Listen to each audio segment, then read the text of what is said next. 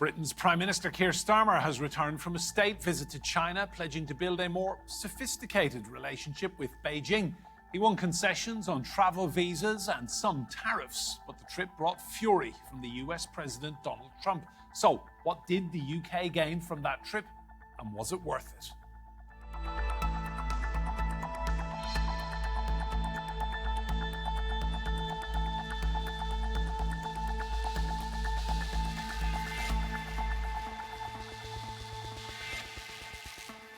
Hello and welcome to Roundtable. I'm Enda Brady. Now, Keir Starmer has ended an 8-year chill in relations between London and Beijing.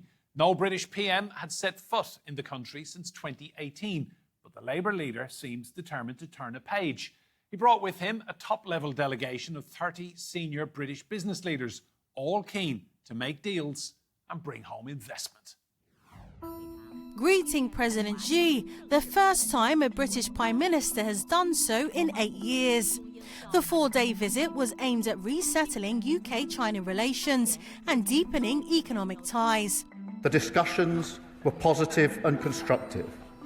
We covered the full range of issues, from strategic stability to trade and investment.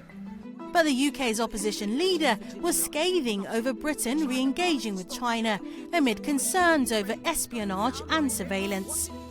Apart from the Labubu doll in his suitcase, and I hope he's checked it for bugs, he has come back with next to nothing.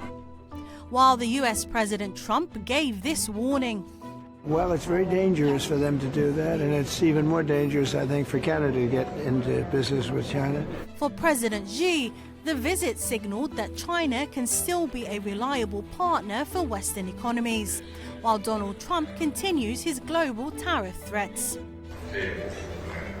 China and the UK need to strengthen dialogue and cooperation to maintain world peace and stability, as well as promote our respective economies and people's livelihoods. The visit produced several agreements, including visa-free travel to China, reduced tariffs on Scotch whisky, and $15 billion worth of investment by AstraZeneca into China. The UK government claims the trip has secured $3 billion worth of export deals, with a further $3.15 billion in market access over the next 5 years. Beijing also lifted sanctions on 6 British members of parliament. But Starmer has been criticised over the detention of Jimmy Lai, the British citizen and pro-democracy activist who remains in a Hong Kong prison. The British Prime Minister may have left China with billions in promised deals, but the visit is a delicate diplomatic balancing act, both at home and internationally.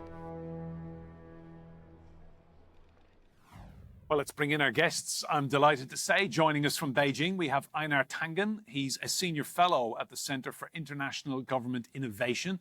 Here with me in the studio is Cindy Yu. Cindy is a columnist and contributing editor at The Times and the Sunday Times newspapers. And Bill Hayton is associate fellow in the Asia Pacific programme. That's at Chatham House in London. You're all very welcome to this roundtable. Cindy, to you first. There was one word I noticed that the British said they wanted a more sophisticated relationship with China. Let's cut through the diplomacy. What does that mean? Well, I think it means that this relationship has its good and its bad points. It's areas of collaboration, but also areas that are more protected for the British side. So, of course, the UK went through a golden era moment starting in 2010, where it was all kind of no holds barred. We're going to be friends with Chinese. And I think here someone wants to say it's not that.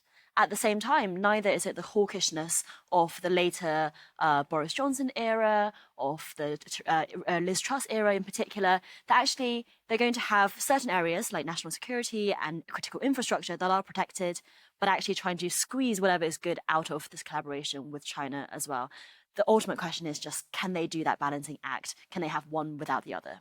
And Bill, just on that point, how much of a balancing act is it now for Starmer to build on what he's achieved? Well, I think what they came away with was a whole series of very, very detailed agreements, which no one has really attacked for sort of giving away, key points on sovereignty. But they're incredibly detailed. There's one about trout exports. There's one about crayfish exports. And you've got some very small, agreements about inward investment. They're being very careful, to use an old Chinese phrase, crossing the river by feeling the stones. Einar, how was this visit received in China? What were the Chinese media saying? Well, generally very positive. They see it as perhaps more symbolic than the British do. The British has just been put forward. We're looking at a lot of the details. They were concerned about something going wrong, but this isn't, a kind of Trump meeting where you expect a Zelensky moment or anything like that. Xi Jinping has been extremely consistent in terms of the way he treats guests. And as I said, it's for China, it's a landmark improvement because you have, in essence, the Five Eyes in 1 year all meeting with Xi Jinping. These entities that in the past have, basically said that we're keeping you five eyes on you. And at this point, at least there is talk going on. I think very minor things. Scotch whiskey is what I noticed because I'm a fan of it. Also, hopefully, the visa waiver, which seems to be in the works. If that happens, at least some people exchange, making up for the deficits that were created during COVID when very, very little, real information was going back and forth because so many people left. Can I just ask, Einar, how does China see the UK now? Is it a strategic partner? Has it still got the weight and political clout that it had pre-Brexit? Well, I don't think so. I think most people, including now a majority in Britain, think that Brexit was not the direction to go in. But that was a sovereign decision. And right now, Starmer seems to be intent on knitting things back together with the EU. The thing we haven't mentioned so far is Donald Trump. He's really driving a lot of this. I don't know if there would have been that much change absent the kind of shenanigans he's been involved with, especially when it comes to Greenland.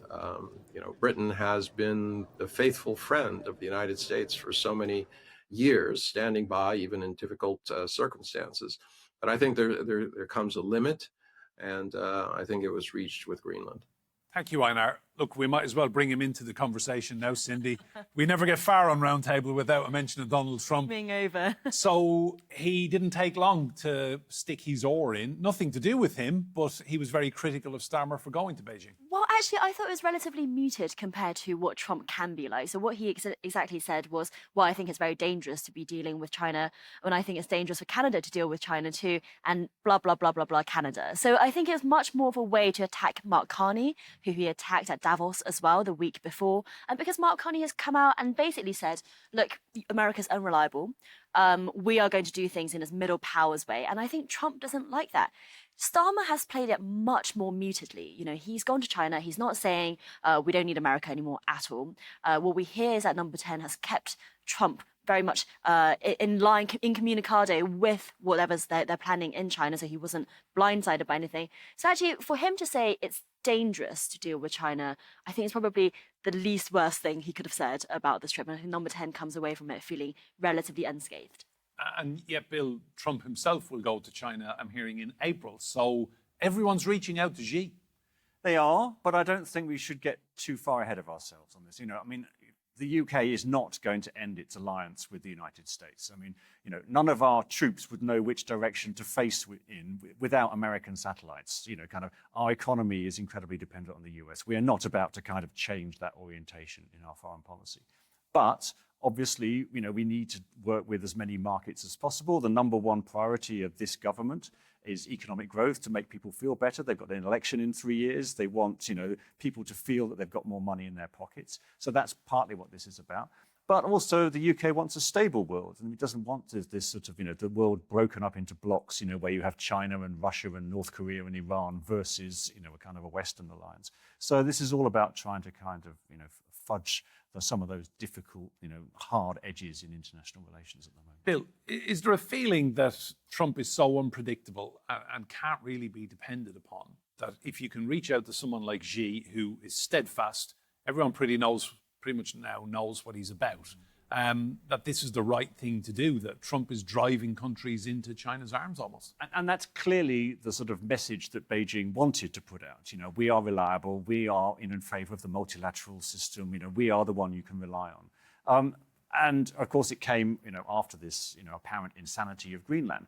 But if you kind of start to take a step back and look what Trump does, he does an outrageous gesture and then it kind of moderates and then it becomes something approached to reasonable. And in the process, he's managed to get the Europeans to do something that they were never going to do, like step up their, military presence in the Arctic or whatever. So yes, I guess maybe, some of those shock and awe tactics, that Donald Trump uses might become less effective.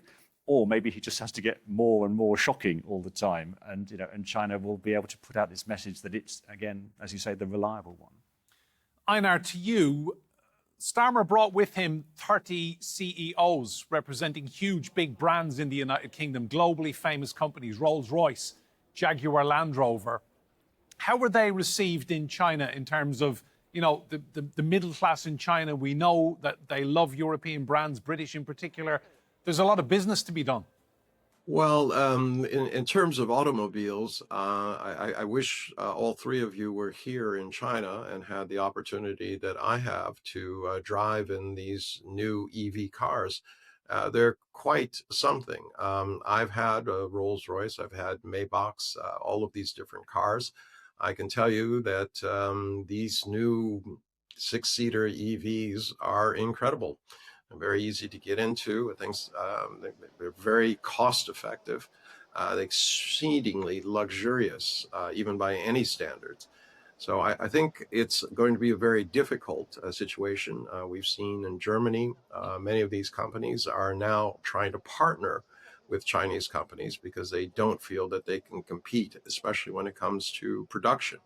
So I do think that the days of brand solely being the buying decision are over. There are a lot of Chinese brands that are doing very well. That's not to say that there isn't a lot of nostalgia. There are so many people who went to Britain, had their education there. They think wonderful things of Britain and the British people. But, there is some puzzlement over why, there doesn't seem this desire to call out a bully like Donald Trump. And I'm not saying that just purely because, this is the way China does. In fact, they rarely say that. They remark on his actions. But I think the rest of the world, Europe, South America, everyone else feels that what Chris was describing was actually the machinations of somebody who doesn't really care about other people, countries, allies, neighbors. Thanks, Einar. Cindy, everyone's looking for growth in Europe right now, the UK economy flatlining along.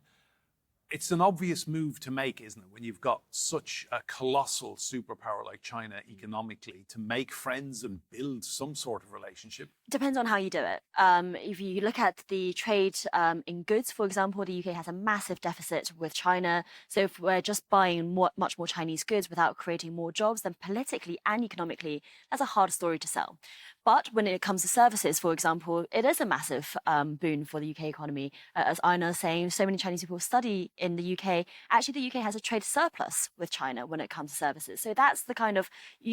I think what Keir Starmer meant by sophisticated is that he wants to pick and choose the areas that he wants to focus on. And that's why we saw so many financial services companies also going to Beijing with him this time round. The other thing to bear in mind as well is that the more you engage with China, the more you open yourself up to risks. Of course, risks of surveillance, risks of transnational repression, risks of over-reliance. All of that is totally true. And the UK has been burnt by that, by having Chinese investment in nuclear before, Chinese investment in steel recently. All of these things that later on people thought, actually, that's not a great idea if we can't rely on them in certain ways. So it's just about finding that right balance. And that is the massive question that everyone wants to find the answer to. How much is too much? How little is too little? Bill, just on that point, do you have faith in Starmer finding the balance? As much as any politician can, I guess. We're a country of, 70 million. China is a country of 1.4 billion. So there's always going to be an imbalance. And of course, as we were hearing, by taking ourselves out of the EU, we've made ourselves, smaller in that sense. But, there are some, small wins. The Chinese automobile maker Chery announced it was going to sort of build its new HQ in Liverpool in the north of England. Is that a sign that this trade can be two-way? But one of the themes, I think, that's commentary about the sort of economic relations between the West and China at the moment is does China want to buy anything from the West? Kind of if it can produce everything it needs, and if these, even some of these luxury brands, the manufacturing is done in China. At one point, a Chinese brand's going to turn around and say, well, we can do it just as well as, fill in the name of luxury brand here. So we've really got to kind of to think this through, I think, and see what practical, kind of investments and things and two-way trade. We can have an agreement, but there are always, difficulties when it comes to actually selling into a Chinese marketplace or doing a joint venture or whatever. You've got to be careful about, intellectual property and all that kind of stuff. I thought it was quite interesting, Bill, that Xi was very pointed in his praise of Labour governments, that China has traditionally got on better with Labour leaders. And then this week in Parliament, Kemi Badenoch of the Conservative Party, quite scathing about this trip. It's clear Xi would rather do business with Labour types. It's an interesting question because, the golden era, kind of emerged, under when, George Osborne, the Conservative Party Chancellor, was in power. And it came to an end really when, David Cameron's, period as Prime Minister ended. And that 2016 was the real, sea change, I think, there. So I'm not totally sure. I always thought, that, for example, in the UK, we had this thing called the Great Northern Powerhouse, which was that we were going to get the Conservative government was going to get lots of Chinese investment into the north of England and build growth there. And it was ironic, therefore, that the Chinese Communist Party was doing something the British Conservative Party was doing to undermine the Labour government in that point. And so things, I don't think it's as simple as a party politics. Thanks, Bill. Einar, to you, I just want to touch upon something which I found really, really fascinating, that the UK delegation went to your country and they all left their mobile phones and laptops at home because they were quite concerned about being hacked or spied upon or snooped into. So Starmer left his work and personal mobile laptops. They were all given burner phones as if they were on some sort of spying mission themselves. How was that received in China? Well, people have scratched their heads. I understand that he was brave enough to get undressed, not under his bedclothes, unlike one of the previous prime ministers. I think there's a certain amount of paranoia in that. First off, it's not my country. I'm an American citizen. I've been living here for 21 years. This idea about paranoia, I could tell you stories in the United States which would curl your toes in terms of suddenly being accosted someplace that I didn't think anybody knew I was at. Not nefarious, but somewhere I hadn't told anyone I was going to be, and told that a little bird told them that I was there. And these were the intelligence services. I think there's a fair amount of keeping tabs on people. I think there is a tremendous amount of paranoia, especially after it was revealed that the United States was tapping into Merkel's phones and also its allies' phones to learn the secrets of their negotiating postures and things like this. I think it is worldwide, the idea that spying doesn't happen. But truthfully, I don't think that that was the first thing on their list. Quite frankly, when I visit a lot of embassies here in Beijing, they ask me to leave my phone outside in a little box. I'm always a little skeptical of that, but I can understand it. We live in a paranoid world. The digital revolution is here. And obviously, there are opportunities and temptations, as we have seen in the United States. I mean, these people being interdicted in the streets as they're picking up their children. How do they know that? I'm talking about ICE in Minneapolis and all around the United States. I'm certain that they're not getting information from little birds unless they're electronic. Thank you, Einar. Cindy, it's fascinating, isn't it? As Einar's saying, they're all at it. They're all spying on everyone, but is there a level of paranoia when it comes to China that, Prime Minister's not bringing any tech whatsoever with them? Well, I think the story has been a bit blown out of proportion. It is always, and it has always been protocol for security services to advise politicians and senior civil servants as well when they go to somewhere like China, don't take anything that's linked to your government work. I think that's actually basic common sense. Nothing may happen, if you do, but if you are the Prime Minister of a country and you don't expect that something might happen and take precautions against it, I think that's a bit naive. And actually, on the other side, if the Chinese delegation were coming here, you can be absolutely sure that Xi's team would be sweeping hotel rooms, would be making sure that all of their tech is protected. I don't think it's necessarily a sign that we can't do business with China, but it's just kind of basic digital hygiene when it comes to a country that has shown itself to be quite capable and of both digital surveillance and have the intention to do that as well. So, Bill, just on that point, so if we park the paranoia and the digital surveillance, this seems to be a relationship that can work for both countries. It can be win-win if they just kind of move around some of the grey stuff. Yeah, I mean, the problem, of course, is saying here, we're going to set some red lines. China's not going to be allowed to invest in the nuclear power industry, for example, or strategic things, okay? And there are certain other things. So what's going to be left? Is it going to be corner shops? Kind of where, what are you actually going to allow China to invest in? And that's got to be made clear. Because even, when we talk about electric vehicles, the UK government wants people to drive more electric vehicles. You'd have thought, great, well, let's have more Chinese made. But then, of course, that would affect British, manufacturing jobs and all of this. So working out exactly how this transition is going to happen is going to be really, really difficult. There isn't going to be a simple answer. Bill, do you think Starmer brought home enough wins? So reduction in the tariffs on Scotch whisky and hopefully visa-free travel in China for UK tourists? None of this was mega, announcement. It was all very kind of, first steps, I think. But I don't think anyone has accused him of giving away anything, crucial or anything like that. So I guess you'll consider that to be a win. But I don't know. Except for the embassy. Except for the embassies. I mean, there's obviously a big controversy here about, China being allowed to build his new embassy in the City of London. We've done a whole show on it. So do you think, could this trip have gone ahead if Starmer had said no to that embassy? Unlikely. I think it would have been impossible. Yeah, virtually impossible. Yeah. But I mean, the UK embassy in Beijing is also in a terrible state, and we've been wanting to upgrade our embassy, so there's a sort of quid pro quo there. I mean, of course, the one big thing which would have, people have called for here is there's a dissident businessman, Jimmy Lai, who's in jail in Hong Kong. And, we'd obviously like, the UK would like him to be released. But it's very unlikely that China was suddenly going to say, while Starmer was here. To be honest, I thought that the Chinese might sentence him to a long period of prison just to sort of, humiliate the UK while Starmer was there. And that didn't happen. So I guess that's a win. Einar, so next steps in this relationship, what do you think will be a positive move forward in the next few months? Well, hopefully they complete the visa-free travel and also come to some sort of agreement. I mean, Great Britain is looking for its competitive edge in a world that is changing rapidly, and I don't think China is trying to stand in its way. I don't know if it's necessarily constructive to talk about laying down red lines. I'm sure China has its own red lines. I think what we need to do is try to figure out where there's mutual cooperation that can lead to something better.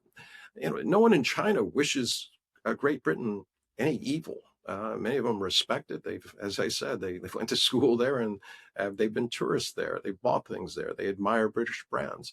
I think friendship between the countries, despite the opium wars and the century of humiliation, have been rather good, and I think it can go forward. I think there's a lot of interest in what happens with the EU and whether or not the Great Britain somehow finds its way back, or at least in some sort of cooperation. From the Chinese perspective, a strong EU is good. It's not that they always agree, but it would be a counterweight, something different than this U.S. Make America Great Again. Perhaps it's let's cooperate and make the world great again. Very good point, Einar. Just as we wrap up, Cindy, to you, Starmer really struggling domestically, but when he steps onto the international stage, it's almost like he becomes a different man. Yeah, it's almost as if the problems of Israel and Gaza and Ukraine and Russia and China are easier than the by-election in Gordon and Denton. Yeah. But it is often the case for British Prime Ministers that they finally get more respect globally, that actually what is the right thing to do is actually in some ways easier to manage than 200 or so MPs back home. It's tricky. So, even though the China trip went well, it's actually not clear how safe Keir Starmer is domestically at the moment. Just in the last week or so, we've had stories about this by-election, the potential leadership challenge from the Mayor of Manchester, as well as now lately the Epstein files, which of course implicates someone that Starmer had appointed the ambassador to Washington as well, Peter Mandelson. So all of this stuff bubbles along. Doesn't matter how well you do on an international stage. Actually, this is the stuff that matters in the UK. Bill, I think a lot of international leaders will have been quite envious of Starmer getting 3 hours FaceTime with President Xi and lunch. and all those business deals and having that relationship that, you know, things are now on a better even keel?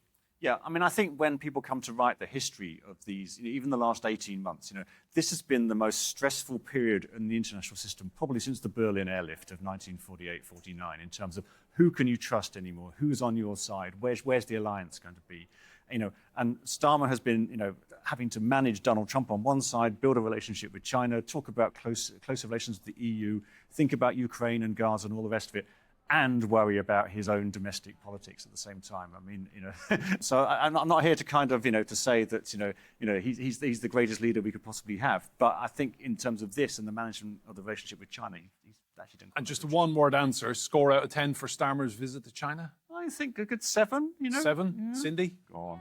8. 8. And we'll finish with Einar. Einar, marks out of 10 for Starmer's trip to China. Well, from China's point of view, I think they give him an 8.5.